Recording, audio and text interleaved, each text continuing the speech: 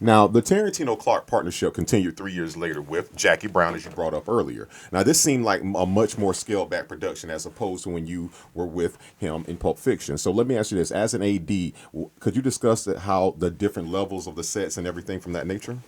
But I don't know if it was really a scale back. And what I would say is what Quentin wanted was different from Jackie Brown than from what he wanted. You know, being such an astute filmmaker,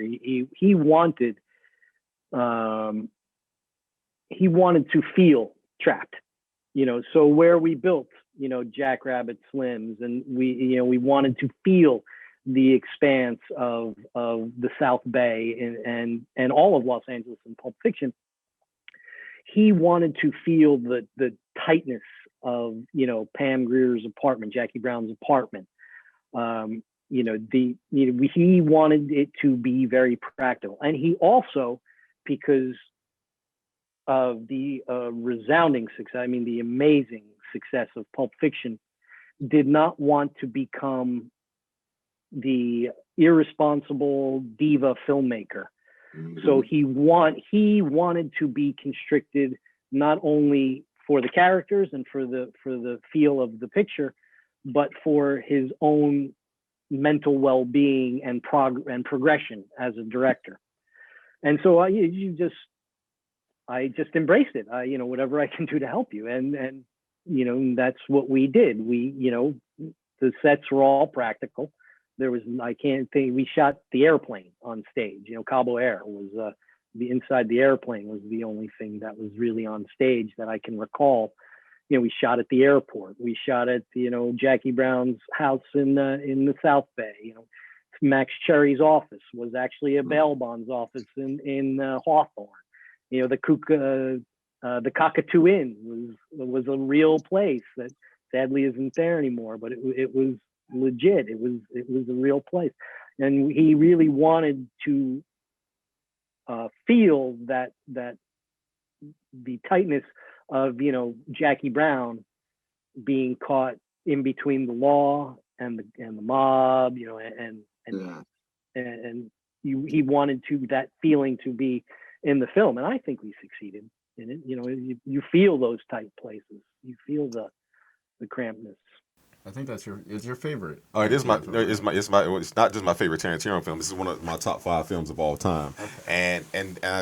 We, to what you just said there, we talked about this when we did Jackie Brown last season. We did Jackie Brown, and when we talked about it, one of the things that we came to conclusion on, like, he was an ultimate Pulp Fiction fan, and I was the ultimate Jackie Brown fan. And when we talked about it, one of the things he came around on was, you know what, he he had a new, should I say, a love for Jackie Brown now, because what you just said of how restricted Tarantino was in the making of it. There were no mass explosions. There was no just nothing crazy going on. It was all in the dialogue and the action and of the actors, and you felt the story. So you guys definitely succeeded from that. Listen, lifelong fan.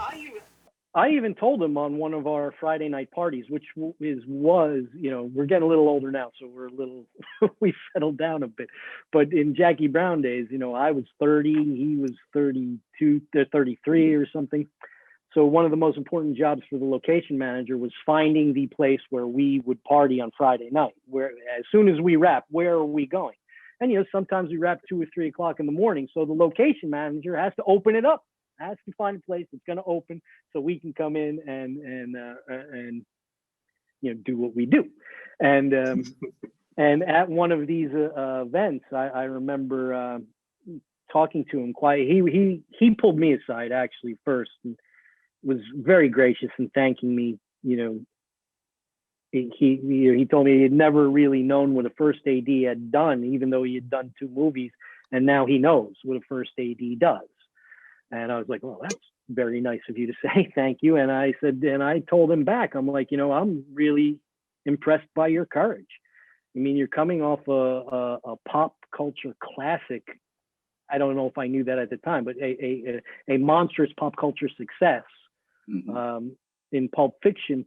And you're and you're moving it into a middle-aged love story by Elmore Leonard, which is, that takes some fucking nads, that's a gutsy decision on your part, and I applaud your courage, and I'm excited to be able to help you. And that's exactly what it was. So that's why it never got the, everybody's the Pulp Fiction fan. I'm happy to hear that you're in your top 5 is Jackie Brown, because I agree. I think it is a masterful film. I think it's really, I know it's really well done. But you add in the music and the tone and the feeling. We're on 110th Street. Yeah, I fall into the. I appreciate Jackie Brown for the classic. For it is masterful filmmaking, masterful storytelling. The pacing is perfect. But I fall into the Pulp Fiction camp mainly because just when I want to watch something, when I want to be purely entertained. Pulp Fiction does it for me every time. It's an adrenaline needle to the heart will do that every time. Yeah. And it's nice you don't have to start at the beginning. Yeah. It works well for me.